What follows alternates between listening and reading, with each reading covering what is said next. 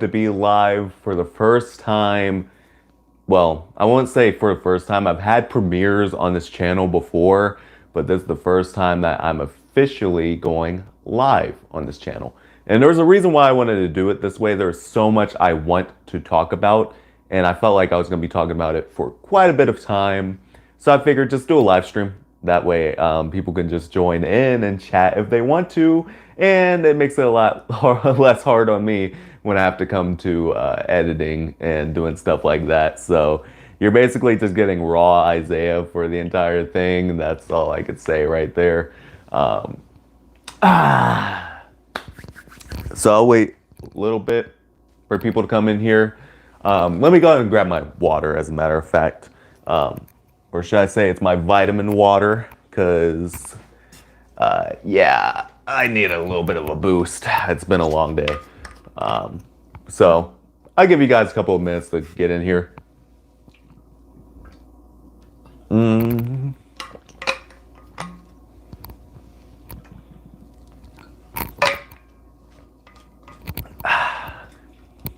Tell you what, guys, get these vitamin C packs that you throw in your water. So good, and it makes you feel like you can take on the world. Anyways. Woo! Alright, let me tell you guys right now. When I saw Spider-Man No Way Home, I saw it twice. The first time, I did my first review. The second time, I wanted to see it again. That way I can have a very clear mindset and have a definitive answer for everything in a spoiler review. And I still stick by what I said in my non-spoiler review. I personally think that this is the third best Spider-Man movie, behind Spider-Man 2 and Into the Spider-Verse. Now, I'm not saying that that means that this movie is absolutely, worse than those two. No, I mean, I enjoyed it even more in terms of my satisfaction value. I had more satisfaction with this than I did with Into the Spider-Verse. However, a more coherent story was given to Into the Spider-Verse. And that's what my mindset was when it came to this movie. So let me go and throw off my glasses. And let's go ahead and talk about this movie a bit more in detail. Okay, so we have the movie start off and Peter is on the run from basically everybody learning that he is Peter Parker. And we basically have him getting framed for the death of Mysterio. Mysterio at the end of the movie Far From Home basically had won. Kinda, I mean, like, it's made as a big deal, but that's my, biggest gripe. If I had a biggest gripe with this movie, they didn't really dive into the consequences that come with him being Spider-Man. I mean, they dive into a couple of them, but not enough for him to go to Doctor Strange for help. And they even acknowledge this in the movie, which I'm glad they do that. I'm really glad that they do that. But there should have been more things that happened. Like, what I thought was going to happen was that his friends and him weren't going to get accepted into college. He was constantly going to be keep getting attacked by villains. And I also thought his friends were also going to get attacked by people who were Mysterio supporters. That's what I thought was going to happen. But that stuff didn't really happen. And so when him and his buddies cannot get into, buddy or girlfriend, I should say, cannot get into college, then he's like, oh, let me turn to Doctor Strange. And even Doctor Strange is like, wait, you didn't call the school before coming to me to wipe everybody's memory? I'm like, yes, Doctor Strange, preach! So I love that. I actually do love that he brought that up. But still, the stuff was a little bit subpar, honestly. Really, if I'm being honest, the movie for me doesn't really pick up until he gets on the bridge for the bridge scene, which I'm gonna backtrack a second ago, or backtrack to before the Doctor Strange stuff, because Peter needs a lawyer for what happened in, Far From Home, and who's a better lawyer than Matt Murdock, aka Daredevil? Daredevil makes his first official MCU appearance, and it is glorious. I especially love the scene where they throw a brick through Peter's house, and he catches it, and they're all like, how'd you do that? And he's like, I'm a really good lawyer. That was just some fan service right there, but not in a bad way. It didn't feel too forced. It felt just right, because Peter would need a lawyer, and Who would we think of? Probably She-Hulk, but She-Hulk's not out yet. So next best thing, Matt Murdock. So backtracking over forward a bit more, where I kind of cut myself off with the bridge scene. We have Peter trying to convince the school principal of MYT on the bridge because she's supposed to be going to the airport, and he tries to convince her, and his spider sense goes off, and we all know what happens when Peter ruins Doctor Strange's spell. Multiverse villains come in, and it is none other than Alfred Molina's Doc Ock. Like, this was, okay, let me tell you right now. I absolutely adored Alfred Molina as Doc Ock. Still doing this movie. He is my favorite villain of the Raimi Spider-Man movies and probably of all Marvel movies. Now, I'll tell you why that's changed in a minute.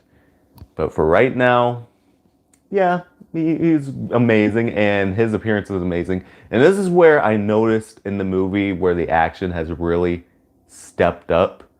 Like, we have the Iron Spider suit going up against Doc Ock, and I love how they incorporate the 4 legs coming out and fighting 4 of his arms. Like, that was just great. But the thing I've noticed with this film is that the action in this movie, depending on what villain Spider-Man's fighting, is paying homage to how they fought the prior villains in the other movies.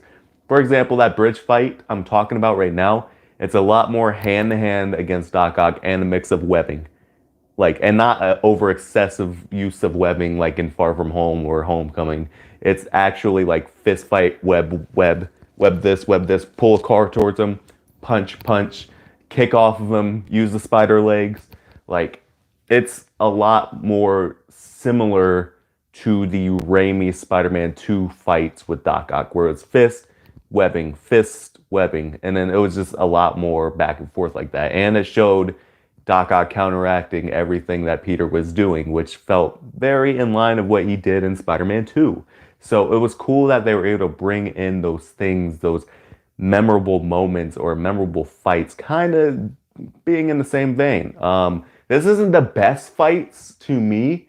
I will touch on that a little bit later, but from when I saw this bridge scene, I was like, okay, they stepped up the action, and it automatically had my attention. And so you see Peter rescue the teacher. She's convinced that they can go to the school.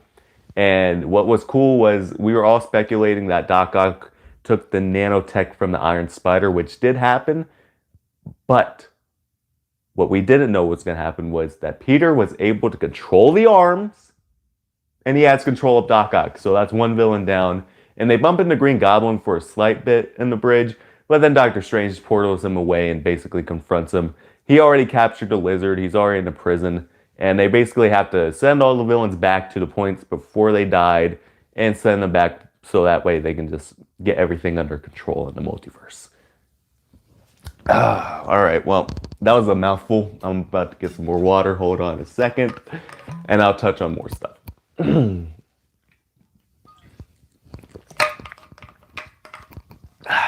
Look, I get thirsty, guys. Do not judge me, all right? I get thirsty.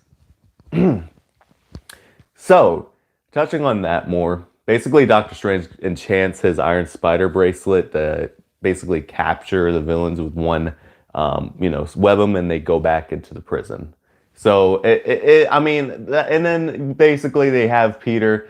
Earlier in the movie, somebody splashes green paint on his Spider-Man suit, so he has to reverse it inside out when he has to capture the rest of the villains, and that's why he has the black and gold suit that you see in the trailers, even in the movie. I don't know. I mean, it was clever how they did that, but again, they're trying to give more marketing for Spider-Man and trying to have him have more suits, even though it's a reverse suit. Wasn't a big fan of that, honestly. I mean, I was just like, okay, that's like, I don't know. I mean, I don't know how I feel about that. But nonetheless, he bumps into Jamie Foxx's Electro and Thomas Hayden Church's Sandman, and which this felt very weird to me that they didn't have Thomas Hayden Church there. He was mostly just in sand form throughout the entire movie. But that's something else that I had a problem with, was that the Lizard and Sandman were getting the end of the stick in this movie.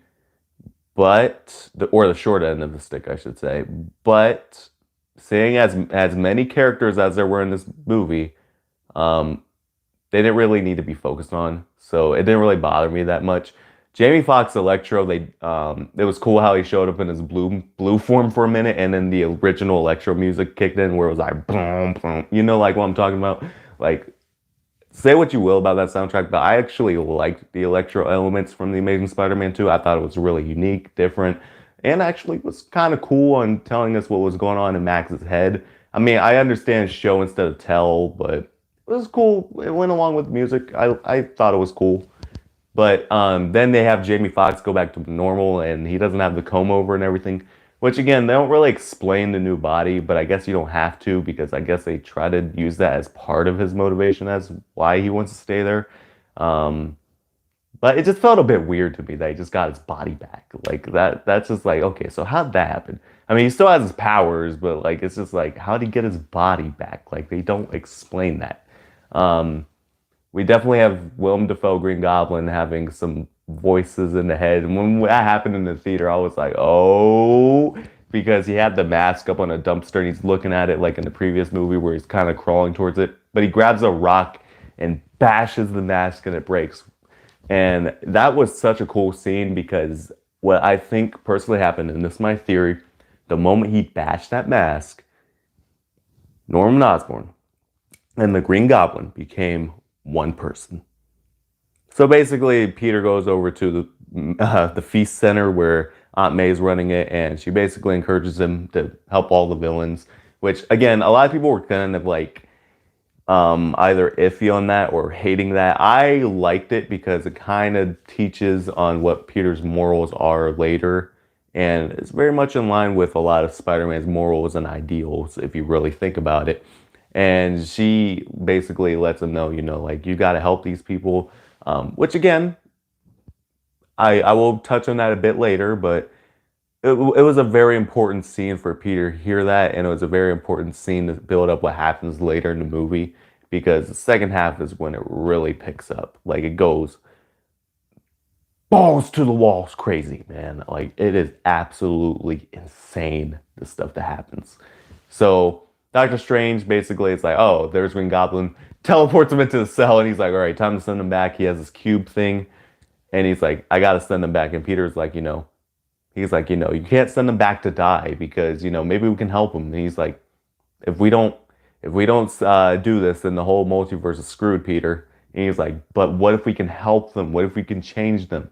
And he's like, you can't change them. And they basically get into a big fight, which, from a visual standpoint, now people are saying that this is the best fight in the movie. I disagree. But from a visual standpoint, oh yeah, it's the best fight. Like, it visually is stunning, seeing Doctor Strange go after Peter and doing like these inception buildings and making him get hit by a building, and then making a train come through a portal and hit him, take the cube away, and Peter webs the cube away. Like, it was so cool seeing Peter play hot potato with this cube, going through these warping buildings while Doctor Strange tries to grab him, along with his cape and stuff. Like, it was a visual spectacle. But Peter beats him using geometry and webs them all up in a dimension and gets out of there, out of the mirror dimension.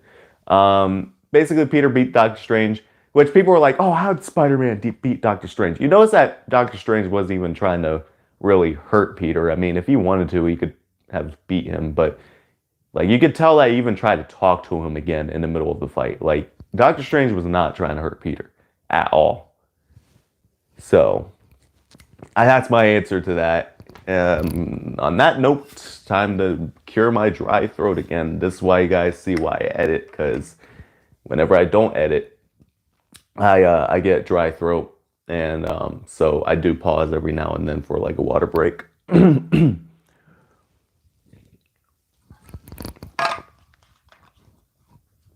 That's also why usually I don't really talk a lot. Usually anyways, because my throat gets really, really dry.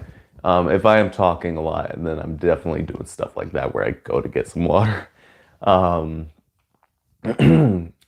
So basically, one thing I also wanted to bring up before the fight actually took off in the mirror dimension, when he meets Peter outside the sanctum, he knocks his astral form out of his body, but his body's still moving and he's keeping the cube away from him while still like flying back. And he's like, how are you doing that? People that like a lot of people were wondering how that happened. Die-hard fans would know, but you see like the swiggly lines around Peter's head. Yeah, they were basically showing that his spider sense is still working. So I'm like, okay, that was pretty cool. I like that. I like that because in the trailer I was wondering, I was like, so if he knocks his body out, then how is he still able to like not get the cube? But then it showed that, and I was like, okay, that makes sense. I believe that. So basically, after Peter beats Doctor Strange using geometry, basically he takes him into his apartment, which a lot of people had a problem with that. But I mean, like he's trying to help him, and he did. He did help Doc Ock. He repaired the little chip on the back of his head, and basically did that. He has this plug on Electro's chest, which is going to suck the electricity out of his body. He's about to come up with stuff for Sandman, the Lizard. He's even having a serum being made for the Green Goblin. But when Otto asks, Willem Dafoe's Green Goblin, how does it feel, Norman? You're going to be rid of your demons. It's just going to be you. And he says in this very deep voice, just me. When that happened, I was like, oh man. And you hear the music intensifying. J. Jonah Jameson was tracking him throughout the entire movie, and he finds his little safe house that Happy provided for him. Which, by the way, not to miss out on Happy. Happy is a great character. He's a very caring character. And it was cool because he didn't really mention Tony a lot, which was cool because this still made it a Spider-Man movie, which I'll touch on that a bit more a little bit. But Happy was a very likable character in this movie this time around. But going back on the scene, Peter's spider sense in the apartment begins to go wild. But they do it in a way that's very sinister. My skin's starting to bubble up a little bit. Starting to feel a little bit I got goosebumps. They do it in a way that's very sinister, man. Like they have this tracking shot where he's walking through the apartment. It's tracking his head, and everything else in the background is blurred, and everybody talking is muffled. And then as it intensifies, he closes his eyes and he webs over Willem Dafoe's hand against the wall, and he's like, "That's some neat trick, that sense of yours." I'm like, oh shoot. And let me tell you, Willem Dafoe goes crazy. The villains begin to turn against Peter. But Willem Dafoe and Peter go at it in the apartment. And this was one of the best action scenes going at me in the freaking movie. They were flying through walls. Peter grabs Willem Dafoe at one point and punches him over and over. And he freaking laughs. Willem Dafoe laughs, and his Green Goblin laughs, and he's smiling and loving it. When that happened, we were all like, oh, like, yo, that was some sinister Green Goblin crap. Willem Dafoe is the Green Goblin. He doesn't have his mask, and he didn't need it. And keep in mind, he's wearing this hoodie throughout the entire fight, this purple hoodie, and he has his regular Green Goblin outfit underneath. Keep that in mind. So they basically fight, which I love the fight. I especially love the part where Willem Dafoe grabs Peter, chucks him onto the top of the ceiling, and as Peter's falling, he grabs onto both of his legs, jumps up in the air, and drops him through the freaking floors, man. All the way to the bottom of the building. I was like, oh my God. Everybody in the audience was like, whoa. When he did that, I was like, he's doing some WWE moves on Peter. Peter got his butt kicked. But keeping that in mind, Willem Dafoe's purple hoodie is all shredded up. Aunt May tries to come in and save Peter, but she gets hit with the Green Goblin glider, which he hops on, and you notice that in this shot, it's paying homage to the Green Goblin suit. The way the hoodie's shredded up, the purple along the arms, the purple along the his head, all shredded up in the hoodie. It's paying homage to the original Green Goblin look, and I was all for it. I loved how they handled doing the Green Goblin just look in this movie. I thought it looked fine. And Green Goblin throws a pumpkin bomb towards May, which Peter shields, and he gets up and he's like, "Oh, I think my ribs are broken," which added intensity to the scene. He's all jacked up.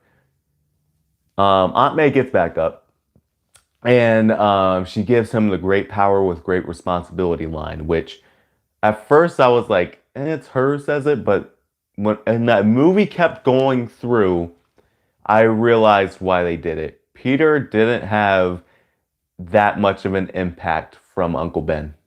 If he was even that big of a part in his life in this version. They never brought him up. But they definitely, the way they handle that great power with great responsibility line in this movie, I feel works for Aunt May's character.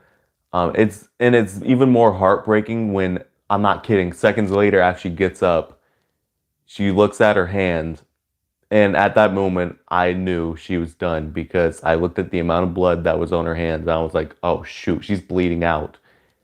Peter, this had to be one of the hardest deaths to watch in a Spider-Man movie because it is emotional. I think the entire theater, I heard people crying harder than me in the back of the theater, but I mean, I would cry, but I mean, it was like a little bit came down and I just wiped my eyes like that.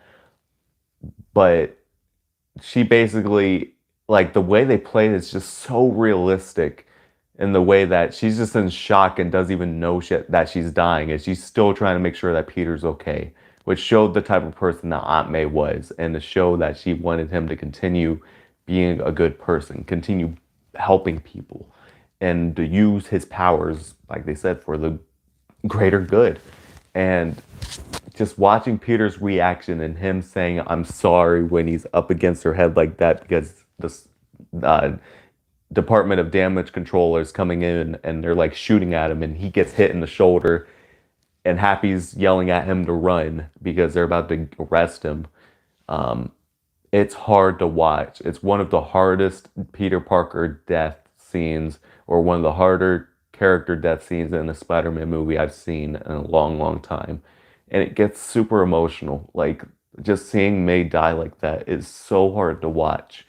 I'm kind of tearing up a little bit talking about it, but it was hard to watch that scene go down.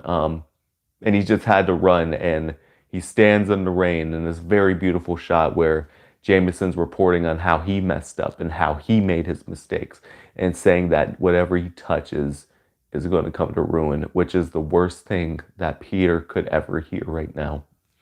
And I felt that the way they handled that scene alone was the most emotional scene, in my opinion. There's a second emotional scene that I'll talk about a little bit later, but the way they handled that was building on his character a bit more, and I'll tell you why here in a minute. Let me get a water break because I'm feeling a bit heartbroken talking about this scene. Hold on.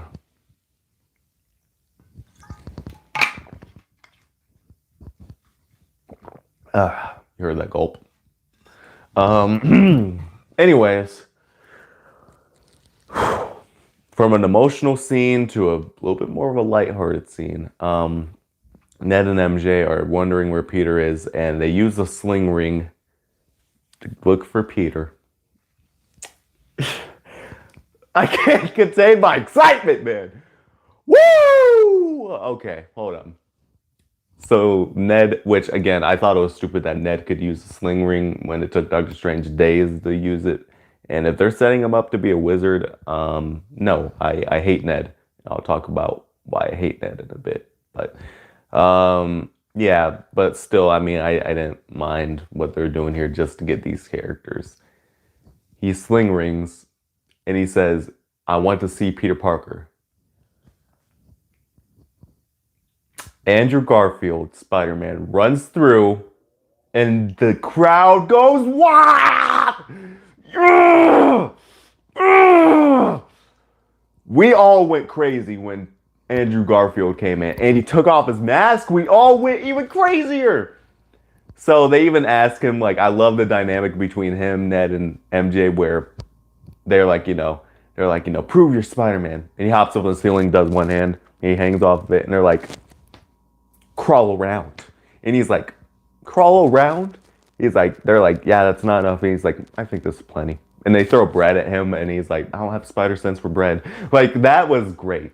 I also love when Ned does it again, and my freaking boy, Tobey Maguire, comes out to reclaim his Spider-Man crown. Yeah! My boy Tobey comes in, and he's just, ooh, the wise, mature Spider-Man. He comes in, he's older, but they didn't try to de-age him. They were like, nah, this is an older, more experienced Spider-Man. He walks in, and he just has these dynamics between his characters. He even has a brief fight with Andrew, not even fist fighting, it's just they both try to web each other, and he hit Andrew's web shooter. And then he's like, oh, okay. Just great stuff. And then they go to find Peter, and they have a talk with him, and he tells him, don't try to talk to me. They talk about what they've lost, why this has changed them. And I love that dynamic where he says, the last thing May told me was with great power, and it zooms in on Tobey, and he has this realization that they are very much the same.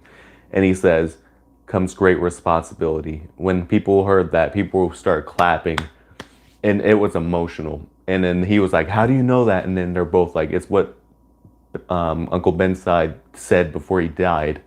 And even Andrew talked about how he lost Gwen, and that was his MJ. Just so emotional, so well done.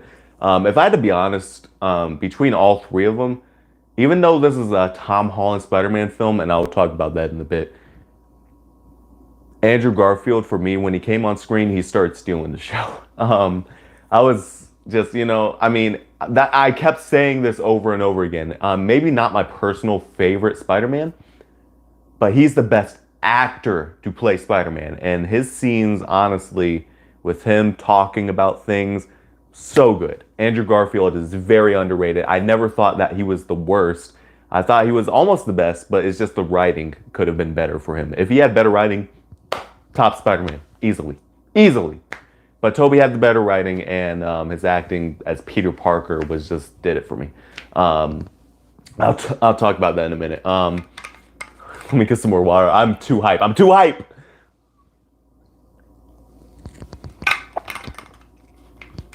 All right. So they basically all talk about things. They catch up, and I love how they have conversations. Like Peter's like, there's three of them now. So Andrew's Spider-Man asks Tobey, he's like, do you have anybody? And he's like, it's complicated. And then Tobey answers afterwards, but we found a way to make it work. When that happened, I was like, they didn't need to tell them that they were married. Him and MJ were married. He was just like, we just found a way to make it work. They just left it at that, and I'm glad that they did that because it's just an answer that's not too clear, and I like that. I especially love that Ned asked him, he's like, do you have a best friend? He's like, I did. And he's like, he died in my arms, trying to kill me, and he's. The way that he answered afterwards just made it seem like he was kind of a douche because he was just like, it was so tragic. And he's still working on their experiments that they're all working on. That was hilarious because they're all trying to make cures for all the villains, and I love seeing them interact outside of the costumes before they got in the costumes. Just great stuff. So they have their plan. They go to fight the villains, and they even have more conversations. They're in the Spidey suits, but they have their masks off, and they're talking. And the part that had me kind of laugh a little bit harder than people were in the audience at this part was when Tobey started going, and he started stretching over the railing, and then Andrew's like, are you okay? And he's like, oh, it's my back. Yeah, I guess it's just from all the swinging, I guess. Like, that made me laugh. I was like, oh my God. That was so good. And Andrew even holds him and pops his back. Just great dynamics. They even ask Tobey about his organic web shooters. I love the part where Tom's like, does it come out of just your wrist or does it come out of anywhere else? Like, that was such good character dynamics that I love seeing all three of these Spider-Man just interact. It was so good to see. So pleasing. And I enjoyed it. I really did. Hold on one second. Um, hold on. Just checking up on something. Okay. All right, we're good on time. It's I've been doing this for 30 minutes. So after they have their little conversations, oh wait, there's one other one that I want to bring up that, like I said, I could just bring up so many things, which is why I'm just doing this because I knew this was about to be past 30 minutes. I love how they are like, what's the craziest villains you've fought? And Toby's like, oh, I fought in a black alien made of goop. And then Tom's like, oh, really? I fought a purple alien, in on Earth and in space. And Andrew was like, man, I'm lame compared to you guys. I fought a Russian guy in a rhinoceros outfit. Like, that was so hilarious. I also love how Toby does the thing that he tries to do for MJ in the other movies where he's like, let's have you get the self-talk. He's like, you are amazing. Will you say it? And he's like, no, I didn't need to say that. I just kind of need to hear it. Like, those dynamics were amazing, and they have their final battles with the villains. They all get cured. I love the dynamics between them. It was just good stuff seeing all three of these Spider-Men swinging around, swinging off of each other, and doing all this cool stuff. I also love that just as much as they were mentoring Tom Holland showed them how to work as a team as well, because they were all like, we've never worked on a team before. We're all getting massacred out there. And then afterwards he's like, but I've worked on a team, and he shows them how to work on a team, and they all land on the statue, and it's amazing. I also love how when they land on the Statue of Liberty, they all like land in the order of which ones came at which time. So it's like Toby landed first, Andrew landed next, Tom landed last, and that was really cool stuff. And then we basically get into the final part where Doctor Strange comes out.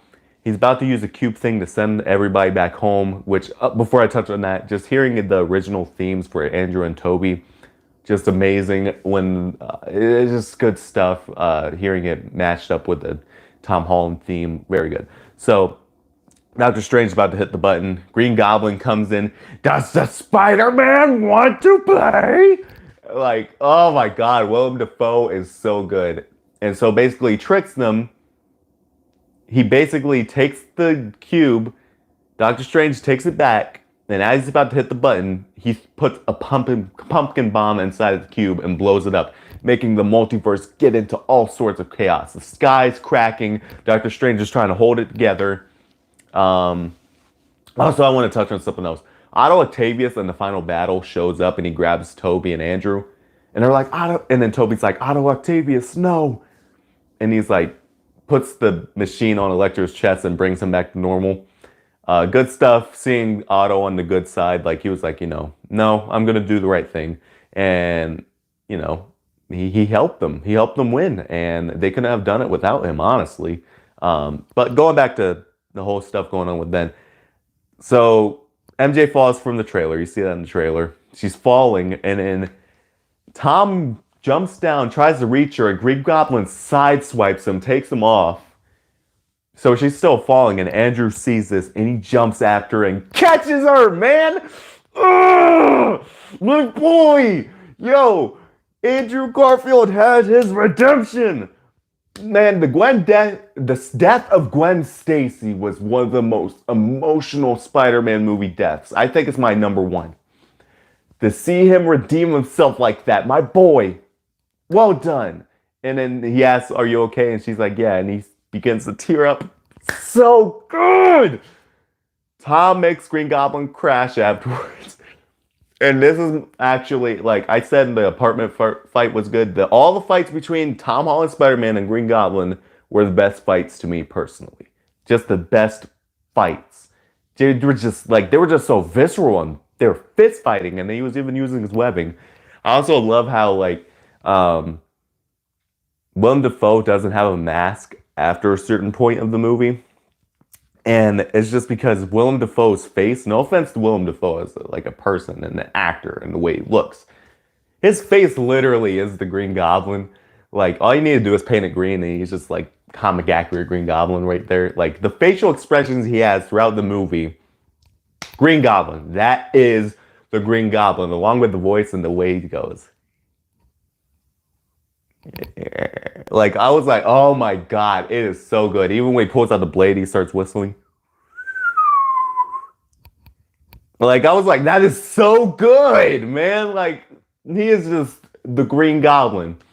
So Peter knocks the mess out of him. The way he just webs his face and pulls it into Nea's face and grabs him and then flips him over and slams him on the broken Statue of Liberty. It just beats the snot out of him. Left hook, right hook, left hook, right hook. Bam, bam, bam. He is mad. He wants to kill this man. Toby and Andrew run up and they're like, oh shoot. And they kind of look at each other. And he picks up the glider and he's about to stab Green Goblin with it when all of a sudden, Tobey Maguire catches it. And he stops him. He doesn't say any words. He doesn't say anything. He looks him in the eyes.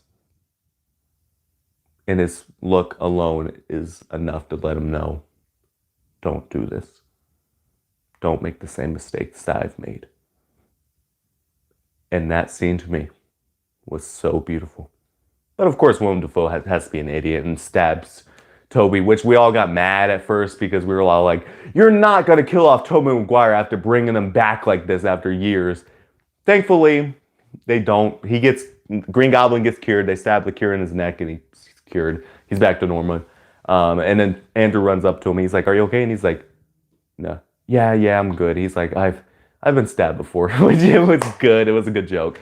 But the multiverse is going into chaos, and this is the other emotional scenes that I was talking about, which really this earned my respect for Tom Holland's Spider-Man. Besides all the stuff with Aunt May and stuff like that before, this earned my respect for Tom Holland's Spider-Man.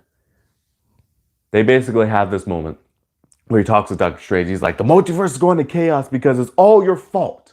And he looks at him and he's like, do something else than the original spell. Make everyone forget who Peter Parker is. Everyone. And he's like, make them forget that I even exist. And when he does that, he has that final emotional moment with both the Spider-Men. He runs up and I just love how he's like, I want to tell you guys, but I don't know how to. And then they're like, Peter, we get it. And then Toby says, it's what we do. And they all hug. So good to see them. And I also love the little joke they throw in afterwards where Andrew's holding him and Toby's like, and he's like, you're in so much pain, aren't you? And Toby's like, I am. Like, that was so good. But then we have the final emotional moment where he goes up to MJ. I don't care about Ned. He goes up to MJ and they have their final kiss. And she tells him that she loves him. And he's about to say back and she says, wait, tell me when you find me. And the spell is cast. The music that played during this movie, like all the soundtracks are done by Michael Giacchino. He's doing the music for the Batman movie. The soundtrack was a vast improvement from all the other Spider-Man movies that we had except the Tobey movies and the Andrew movies. I'm talking about Tom Holland's movies. And probably the best soundtrack that I've heard in like just Marvel movies in a while. But after the spell happens, like the music that plays during the scene is so good. And I thought to myself, this should have been Spider-Man's main theme, honestly. It was so well done. And the spell happens, everybody forgets who Peter Parker is. They know who Spider-Man is. All the Avengers are going to remember all their events with them, all the fights, all that. But they don't know who Peter Parker is. And his friends forget. Peter Parker is truly on his own. He has nobody. He's lost Aunt May. He's lost his friends, technically, in a way. They don't know who he is. Happy doesn't remember who he is. He goes in that coffee shop. He's about to explain everything to Ned and MJ, and he sees how happy they are. He looks over at MJ. He's about to explain it to her one last time. She pulls her hair back, and he sees the little bandage on her eye from the final battle. And he's like, does it hurt? And she says, it doesn't hurt me anymore. And when that happens, he makes the great choice. With great power comes great responsibility. And he realizes that they're probably better off not knowing him. And he leaves. And then he even gets his own apartment. A crappy apartment that references Spider-Man 2. And he sews his own suit, ending the movie where he swings off into the distance as the one true Spider-Man. This movie was an emotional journey, a big fan service movie, and a great comic book movie. I thought that the Andrew Garfield stuff and Tobey Maguire stuff was amazing. But the emotional parts to me, the most emotional, besides Andrew's catching MJ, that doesn't count, were all Tom stuff. Because this is very much a Tom Holland Spider-Man movie, just as it is a multiverse movie. And, Doctor Strange. This was really Tom's final arc into becoming the one true Spider-Man. Up from those other movies, he was not Spider-Man yet. He's officially become Spider-Man. He's on his own. He's taken the path to responsibility, and he's doing the right thing now. And now he's truly on his own. He's doing it, and he's learned what it means to be a man and to do the right thing no matter what. This was a great arc for Tom Holland Spider-Man. And this has made me get mad respect for this man, for the Spider-Man, this version of Spider-Man. And that's why I said it's number 3 on my list of Spider-Man movies, because it's well done. It does have a few hiccups here and there, which I thought, that could have easily have been changed. Come on, guys. That's not a big deal. But easily one of the best Spider-Man movies, one of the best.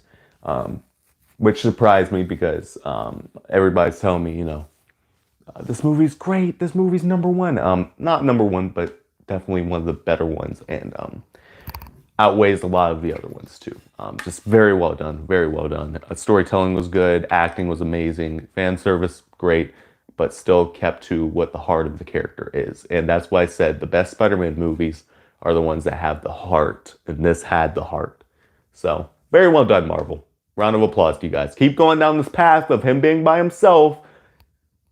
We get the best Spider-Man ever. And if we get one more movie where it's a Tom Holland Spider-Man movie and him being Spider-Man, it's going to be, Tom Holland's going to be the best one for me. I said if they do that. If they don't do that for him, then I can't say that.